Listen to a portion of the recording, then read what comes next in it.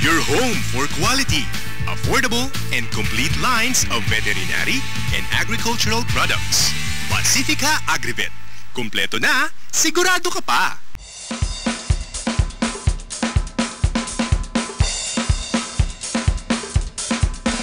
Hayop sa impormasyon! Hayop sa pangnegosyo! Hayop sa dating!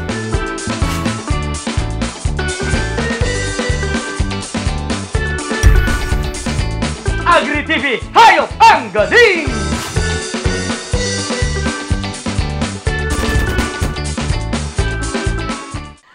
Good morning po mga ka-agri at kasama niyo pa rin po si Makatang Parati. Maraming salamat po sa gumigising, lalo na pag ang oras na ay 7:30. Pero sa mga tulog pa, katulad ni Sleeping Beauty, siguro ay napuyat sa party. Sino kaya ang katulad nilang hayop na napakahimbing matulog o yung natutulog ng mahabang panahon? Yan po ay sasabihin ko mamaya ang kasagutan. Pero sa ngayon, inyo munang tunghayan ang mga hinain naming talaga namang inyong kagigiliwan dito lamang sa Agri-TV Hayop ang Galing Season 5 na po namin. Mga ka-agri, kamakailan lamang ay naganap isang malaking pagtitipon para sa nalalapit na 6th Aquaculture Expo and Convention. Mga piling panauhin mula sa iba't ibang sektor na may kinalaman sa pangingisda, nagbigay impormasyon. At para sa matibay na samahan, ang mga aquatic partners kasama ng Agri-TV ipinakilala. Pahapyaw pa lamang yan dahil sa May 28 at 29 sa Summit Ridge, Tagaytay tayo ay magsasama-sama sa sari-saring kalaman pang aquatic ating makakamit. Fisheries and aquaculture is important to the Philippine food security and employment. And on behalf of World Fish and the partners, we would like to invite you to attend the 6th Aquatech. Marami kayong matututunan, lalong-lalo kung gustong-gusto nyo ang magnegosyo sa aquakultura. Iimbitahan ko po kayo na mag-join sa 6th Aquatech sa May 28 to 29, 2015, Summit Ridge Hotel, Tagaytay City. Learn more about fresh aquaculture techniques and strategies at the 6th Aquaculture Conference. Mag-Agri-TV tayo. Hayop ang galing. Aasahan namin kayo dyan mga ka-agri. Peace be with you! Eto pa ang mga dapat nyong abangan ngayong umaga na naman. Isang malaking pagtitipon, National Swine Nutrition Month Press Conference, Pigrolac ang maghahatid. Mga eksperto sa pagmamanukan, sa kapihan at sari-manukan. Namin yan. Ang Agyaral Kasid Aviary pa rin ang ibibigay, mga gansang pangnegosyo ang makikita nyo. Sa Happy Pets 101, mga wild animals kung tawagin, paano nga ba kung gustong maging pet din? At ang Excellence Rock Dove, alagang kalapatids, isang nagbabalik sa pagkakalapati, makakasama namin. Lahat ng yan, tutok lang mga ka-agri sa aming Season 5 ng Agri-TV! This portion is brought to you by UNACO. 50 taong kaagapay sa tagumpay. Kunin na ang inyong mga lapis at papel. Huwag na munang maglilipat ng channel dahil heto na po ang inyong inaabangan. Hatid ng Unibet at Pigrolac para sa mga aggressors ng bayan at pati na rin sa mga nais pasukin ang negosyong baboyan. Tara't atin ang tutukan ang usapang baboy Piggery 101. Kamakailan lang ay ginanap ang National Swine Nutrition Month. Sa pangunguna ng Pigrolac, kasama ang BAI o ang Bureau of Animal Industry at NMIS o National Meat Inspection Service, inilunsad din ang awareness campaign na Safe Feeds equals Safe Meat. Ang aming participation is to create awareness on nutrition, quality, and safety of the feeds that we give to our animals. That's the main objective. We have to create this awareness together with UNACO. We're very glad that UNACO helped us to disseminate this information to our people. This is our interventions, the laboratories itself, to help identify yung mga pangit na feeds and everything. We will strengthen them. Pigrolac is the complete multi-phase feeding solution provided by UNACO. Basically, what separates Pigrolac from the other feed brands, it has Pigro Builders, which is a proven technology by our technology partner Iki in producing good quality and better performing pigs. Secondly, it has C-Factor, which reduces the ammonia, which in turn reduces the bad odor in the farms. And just recently, we've launched ACS, which is a solution, which is the advanced cooling system, which promotes better performance during times of heat stress. So it's a multi-component technology which includes the introduction of some osmo regulators, at the same time the right balance of energy and amino acids. Right now, Pigrolac has 3 variants, the Premium Hog Starter, then we have the Premium Hog Grower, then we have the Premium Hog Finisher. For all the hog raisers is sana maging mapili sila pagdating sa pagbili ng mga hog feeds. Sana wag nilang isipin yung presyo. Tingnan nila, maganda ba yung kalidad nito? Naglalaman ba ito ng mga tamang ingredients para at least pagdating sa meat ng ating mga market pigs, walang residue ito ng mga masasamang ingredients. We are inviting all the hog raisers and dealers to witness our seminars and caravans in selected areas all over the country para at least malaman nila ano ba itong safe feeds and quality feeds, and ano ba ito yung mga banned substances na hindi dapat kasama sa pagmanufacture ng feeds. Dito po nagwawakas ang usapang hindi niyo dapat pinalalampas, usapang hindi kukupas. Samahan niyo po kami sa susunod na linggo upang kalaman ninyo ay madagdagan na naman ng bago. Basta't usapang negosyong baboyan, kami ang bahala dyan. Ito po ang Usapang Baboy, Piggery 101. This portion was brought to you by UNACO. 50 taong kaagapay sa tagumpay.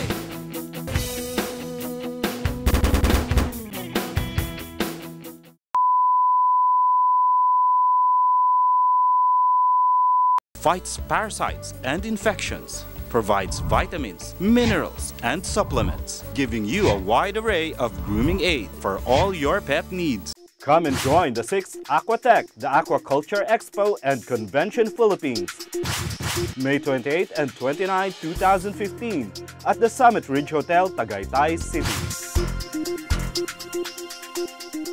For your dogs and cats grooming, Frenzy Shampoo for him and for her, and Cuddly Pet Cologne, leaving your pets smelling fresh and clean.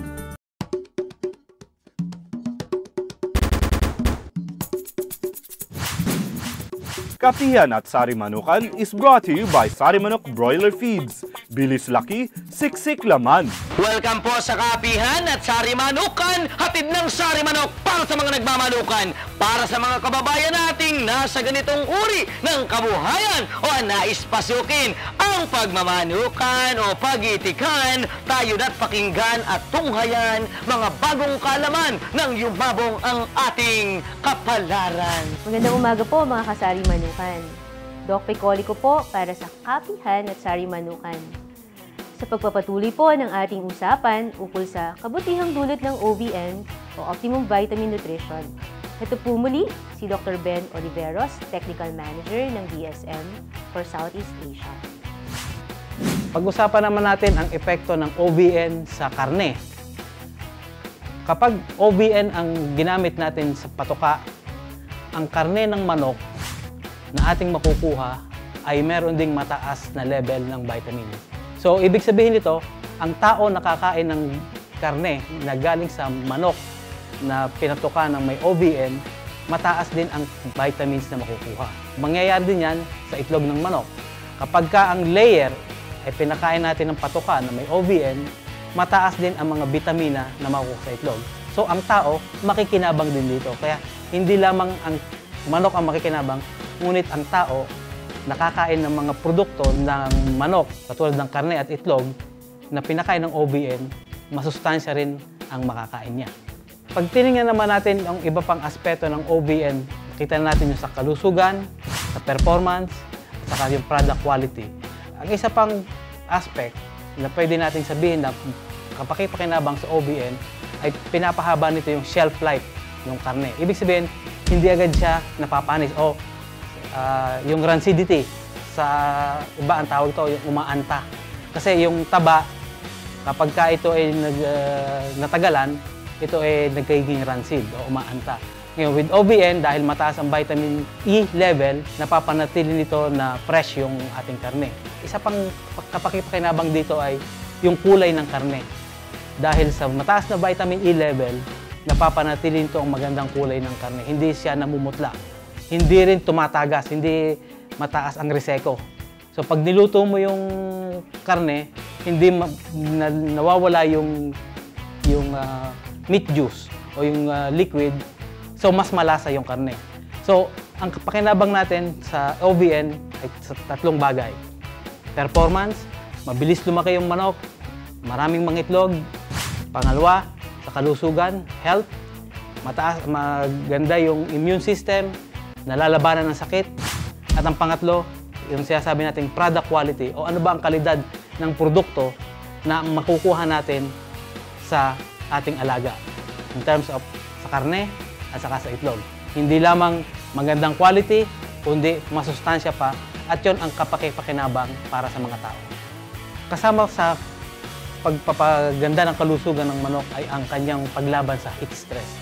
Alam naman natin na sobrang mainit din sa Pilipinas, kaya karimitan dyan, lalo na sa summer months, hindi lamang tao kundi pati manok ay nagsasuffer sa heat stress. Kapag gumamit tayo ng patoka na may OBN, mas pakikinabangan ng manok sapagkat mataas ang vitamin E at vitamin C level na siyang panglaban sa heat stress. Hanggang dito na lamang po muna ang yugtong ito, hatid ng Sari Manok, Kapihan at Sari Manukan. Kay rami pa ring matututunan, tutok lamang sa susunod na linggo, kami ay abangan. Kapihan at Sari Manukan was brought to you by Sari Manok Broiler Feeds. Bilis laki, siksik laman.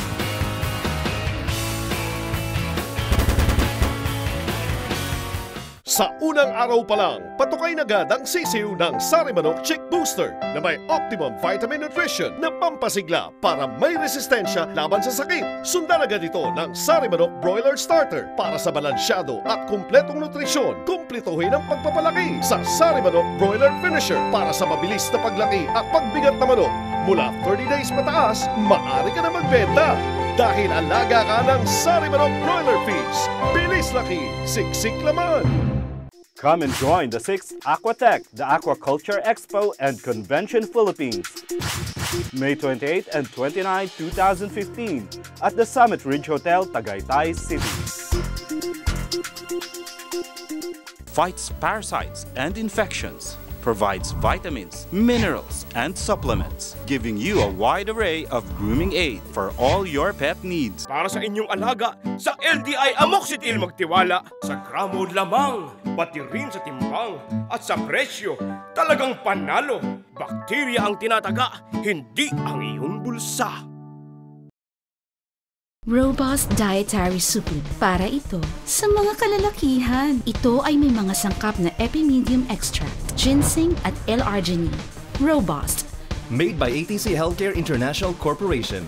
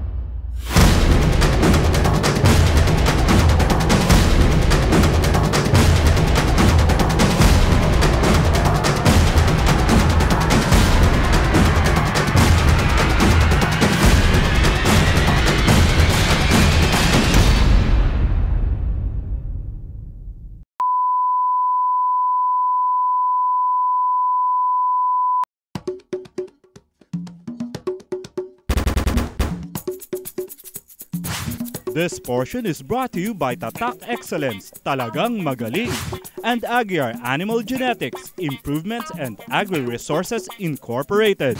Magandang umaga po. Dito po sa Alcacid Aviary and Farm, nagbibreed din po kami ng iba't ibang klase ng mga imported na geese or gansa.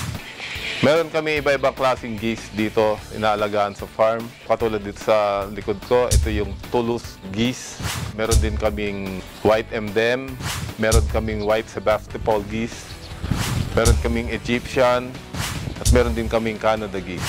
Ang main difference ng ducks and the geese, usually mas malaki yung build talaga ng geese. Mas mahaba yung mga neck nila. Usually yung colors nila are solid, unlike sa ducks. Yung pure na Toulouse geese ay ano sila, gray. Tapos meron din iba, katulad ng mga Sebastopol, puti, white sila with curled feathers. Yung white MDM is pure white na malaki. Usually, itong geese na to, hindi nila kailangan ng maraming water. So, pwede lang silang free range sa farm or meron lang silang certain areas na may shade kasi mahina sila sa mga may init. Feeding natin dito sa geese natin ay same din dun sa mga chicken feeds natin. Mag-iiba lang sila during the breeding season kasi binibigyan na sila ng mga duck layer feeds. Usually yan, bed sexing between the gander and the female. Usually bed sexing or minsan doon sa behavior nila. Sa build naman, mas malaki ang build ng mga lalaki as usual. Shorter neck ang mga babae.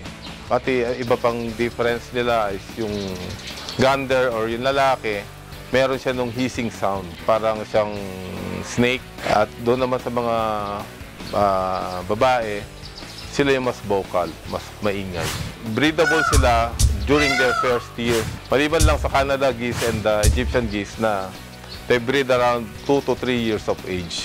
Sa health naman nila, usually naman ang geese pag lumampas na sila ng age of mga 6 weeks or 2 months, 1 and a half, 2 months, libre na sila. Pwede na silang i-range, pwede na silang alpasan. Sa mga interesado po na sa pag-aalaga ng mga iba't ibang klase na imported na geese, pwede po kayong tumawag o pumasyal dito po sa Alcacid Aviary and Farm. This portion was brought to you by Tatak Excellence, Talagang Magaling, and Aguiar Animal Genetics Improvement and Agri-Resources Incorporated. This portion is brought to you by Excellence Rock Dove. Magandang araw po mga ka-agri. Welcome po dito po sa segment na hatid po sa inyo ng Excellence Rock Dove, ang alagang kalapatids. Ngayong araw po ito, nandito po tayo sa loft ng ating butihing mayor at tinagurian pong Agila ng Malolos City. Wala po iba kundi po si Mayor Christian Natividad. Tara, samahan niyo po ako at marinig po ang istorya na kanyang pagbabalik po sa pagkakalapate. Magandang umaga mga kalapatids. Sa ating kaibigan, kay Doc AJ ng Excellence Rock Dove at sa lahat pa ng televiewers ng Agri TV. Grade 6 yata ako nung una ako nagkaroon ng kalapate. Nakikita ko doon sa mga kaibigan ko dito, mga bata, may mga alaga silang kalapate. Pupunta ako sa bahay nila, so sinabi ko doon sa nanay ko, gusto ko rin ng kalapate.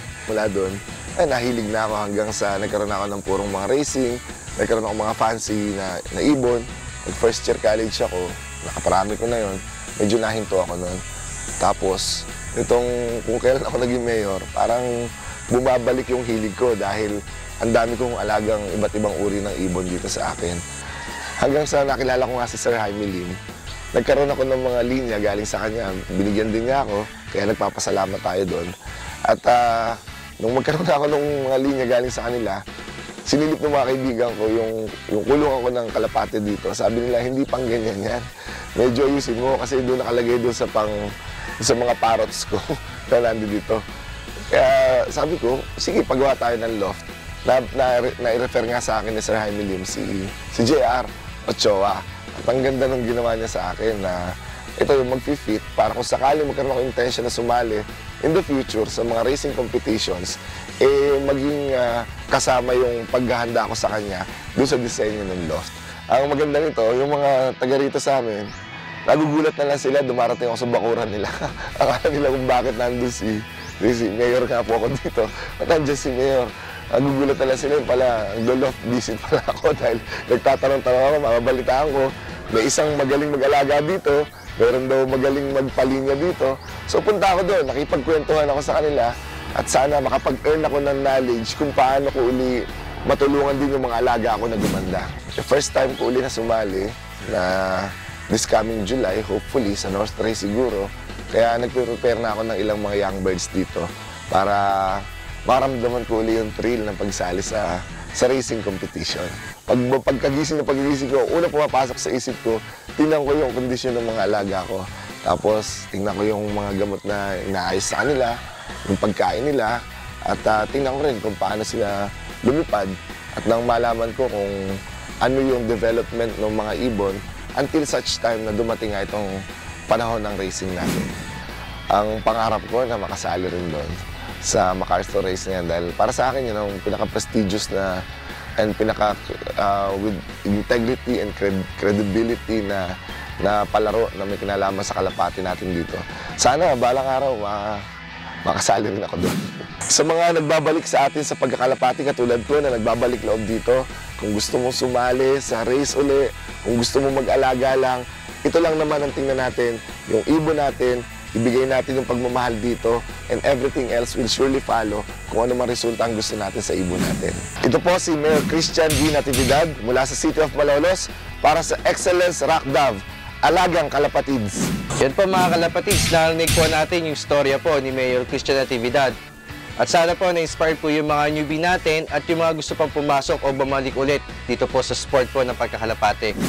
At bago po tayo magtapos, binabati ko nga po pala yung mga kalapatids po natin sa Mindanao at congratulations po doon sa mga karera po na nagawa po natin at nasimulan po natin yung sport po ng pagkakalapate sa area natin. Muli, ako po si Doc AJ Ferre para po sa Alagang Kalapatids, hatid po sa inyo ng Excellence Rock Dove. This portion was brought to you by Excellence Rock Dove.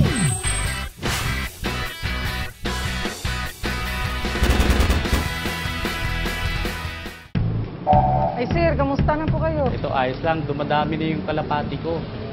Kaso hindi ko alam yung mga ipapainom, baka magkasakit sila eh. Baka meron ka dyan yung supplement, yung pangkarera. Naku, hindi ito. Hindi ito yung nahanap ko. Yung nahanap ko yung Tatak Excellence. Meron. Pakita mo nga. Yan pang prevention sa treatment. Yan. Yan ang talagang magaling. Kunin mo lahat yan. Sige, bigay kitang wholesale price. Ang Rock Dove ay ang dibisyon ng Excellence Poultry and Livestock Specialist na highly dedicated sa paggawa ng mga gamot at suplemento para sa magandang performance ng ating mga kalapati mula breeding, training hanggang derby races. As we witness the growth of the pigeon industry, I would like to thank Excellence Poultry and Livestock Specialists for coming out with Rock Dove medicine and supplements. When it comes to pigeons, hanapin at Tatak Excellence. Talagang magaling. For your dogs and cats grooming, Frenzy Shampoo for him and for her, and Cuddly Pet Cologne, leaving your pets smelling fresh and clean. Fights parasites and infections, provides vitamins, minerals, and supplements, giving you a wide array of grooming aid for all your pet needs. For your dogs and cats grooming, Frenzy Shampoo for him and for her, and Cuddly Pet Cologne, leaving your pets smelling fresh and clean. Robust Dietary Supplement. Para ito sa mga kalalakihan. Ito ay may mga sangkap na Epimedium Extract, ginseng at L-arginine. Robust. Made by ATC Healthcare International Corporation. Para sa inyong alaga, sa LDI Amoxicil magtiwala. Sa gramo lamang, pati rin sa timbang at sa presyo, talagang panalo. Bakterya ang tinataga, hindi ang iyong bulsa.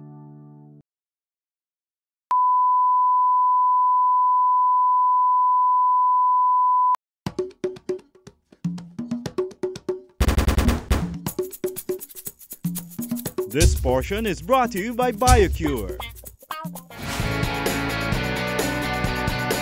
Main law na pinapatupad natin when it comes to the care and protection of our wildlife species is yung Wildlife Act or yung RA 9147. So under the law, may mga certain processes na kailangan sundin para makapag-alaga ka ng wildlife species. At saka ano yung mga permit. Merong registration yan. Nagkaroon kami noon ng amnesty So dapat yung mga lahat ng may alaga ng wildlife species ay nagpa-register na sa amin during that time. Pwede pa rin naman kaming magpa-register ngayon ng mga wildlife collections, pero kailangan meron kang proof, acquire legally yung iyong stock. Ibig sabihin ng legally acquired ay hindi siya hinuli mo lang basta-basta sa natural habitat. Dapat merong permit, so ito yung mga CITES import permit or mga importation permit, health certificate, galing sa Bureau of Animal Industry, o kaya binili mo siya dun sa listahan namin ng mga accredited na farm. Hindi kami basta-basta nag-aalaw ng wild animals as pets kasi syempre very special yung needs nila.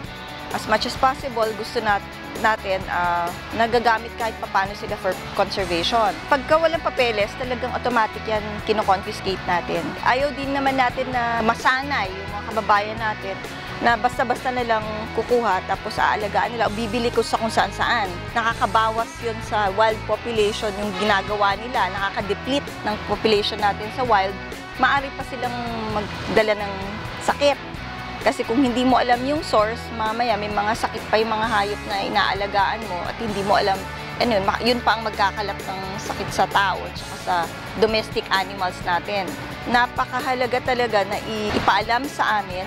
Mas maganda pa kung i-report yun sa amin kaysa kaming makakahuli sa kanila.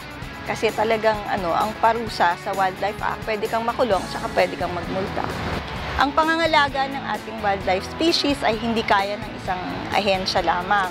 Kailangan magtulong-tulungan tayo, kailangan namin ng tulong ng mga kababayan natin. Kasi after all, kung mapangalagaan natin yung ating wildlife species, maraming maibibigay na benepisyo yan para sa atin dahil isang attraction yan sa ecotourism at yan ang nagbabalanse ng malinis na environment dito sa Pilipinas. Nagpo-provide ng health and well-being sa atin mga Pilipino. So sana magtulong-tulungan tayo para mapangalagaan ang ating mga buhay ilang. This portion was brought to you by BioCure. Mga ka-agri, malapit na po tayong matapos dito. Pero sasagutin ko muna yung tanong ko kanina. Ano po bang hayop ang pinakamatagal matulog? Yan po ay ang hayop na hindi nalalaos. Tama! Ang oso na nandirito sa Avilon Zoo.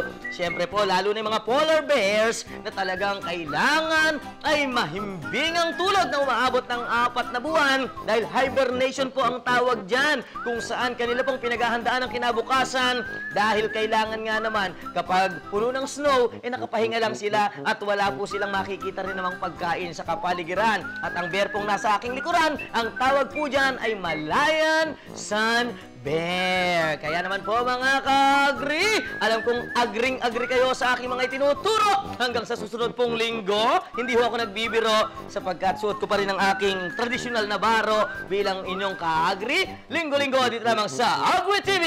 Hayop ang Galing Season 5 na po namin. Thank you.